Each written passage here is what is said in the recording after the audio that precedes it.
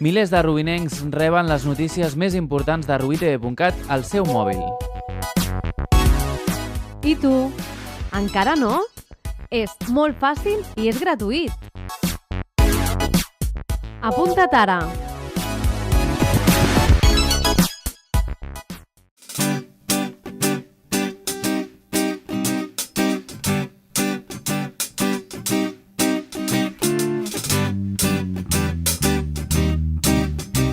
Personalment, com una persona vital i una persona optimista i que afronto les situacions tal com venen, no?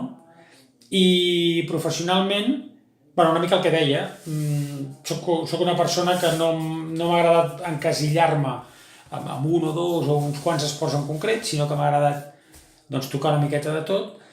I per això, el Telenotícies em va donar aquesta possibilitat que ara, insisteixo, que ara estic també fent d'una manera bastant clara. I també molt agraït a la professió de periodista, no?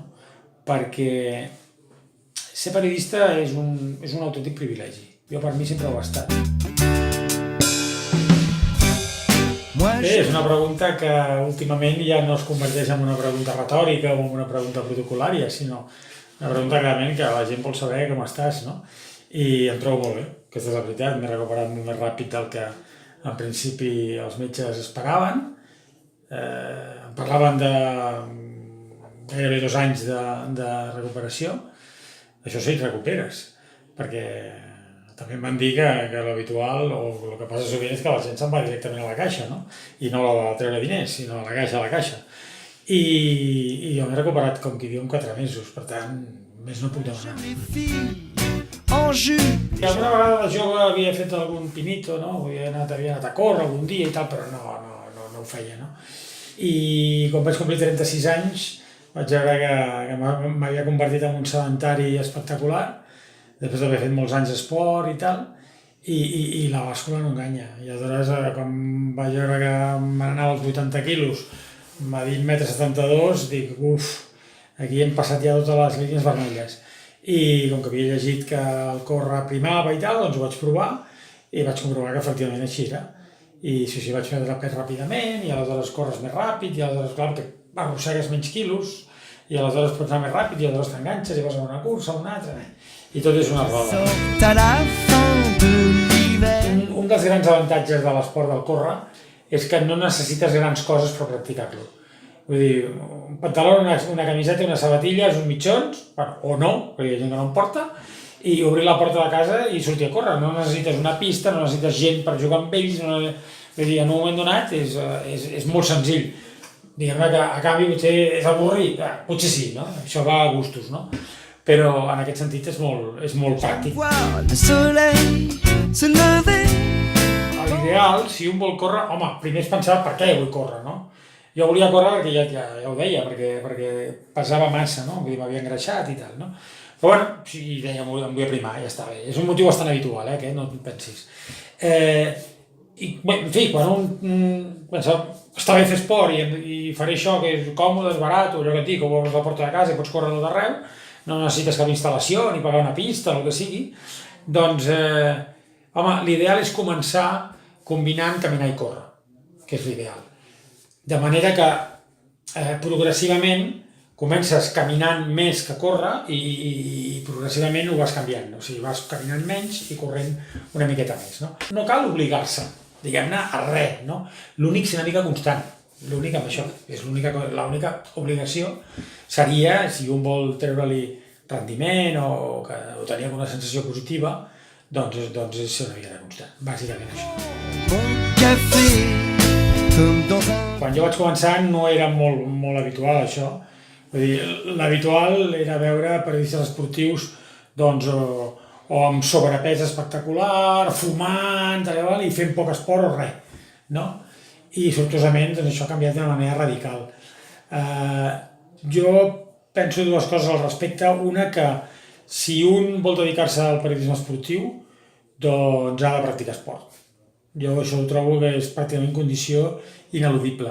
I si es vol especialitzar en un esport en concret, o en diversos en concret, doncs si els practica aquells esports, doncs molt millor. És veritat que els mitjans de comunicació, els altres, nosaltres també, li donem una preponderància molt important al futbol, especialment en el cas de Catalunya doncs al Barça, etc. No? Però també té una certa lògica, perquè esclar, si tu vols arribar a molta gent, doncs has de fer allò que saps segur que interessarà molta gent. I no ens podem enganyar que els partits de futbol i del Barça especialment aquí doncs tenen un seguiment molt important. No?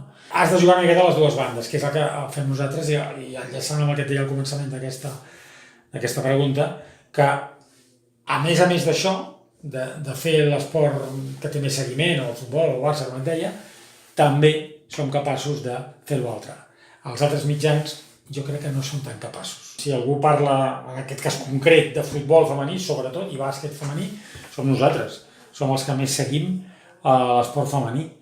I això, vaja, com a exemple, esport saludable. Home, si considerem que esport saludable és, per exemple, no sé, les curses populars, doncs si alguna televisió segueix les curses populars, som nosaltres.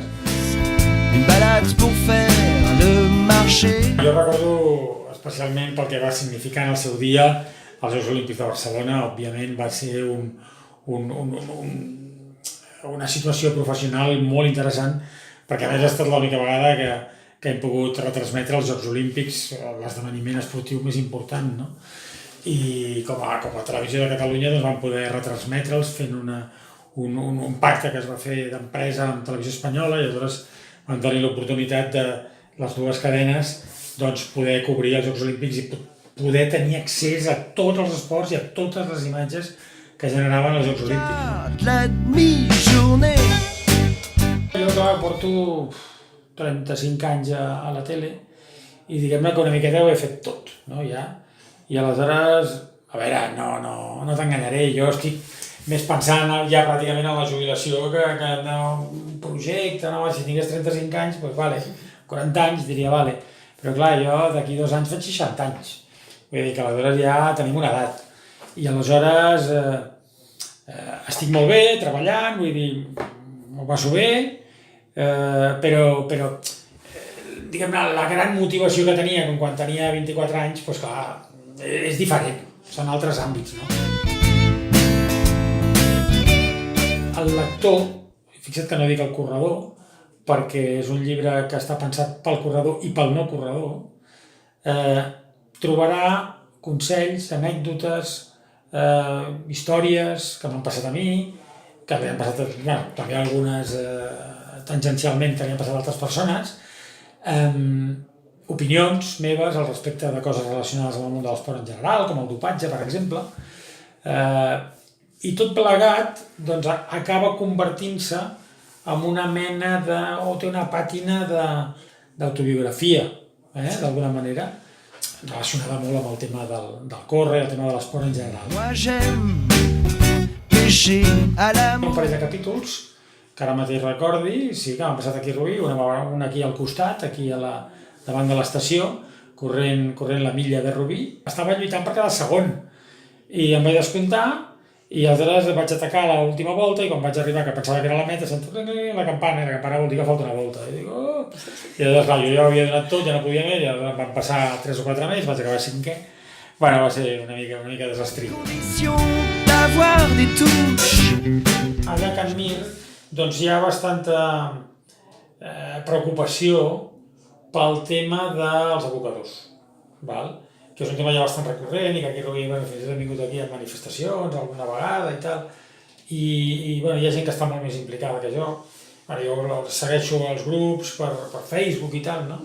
I home, a vegades a l'abocador de Can Carreres, que està bastant a prop, a l'estiu sobretot quan fa calor, fa molta mala olor, i sí que aquestes coses s'estan intentant solucionar, però és complicat, no s'acaba de solucionar mai. Bon d'imaginer toute une journée à t'embrasser. Hey! Aujourd'hui, le soleil brille.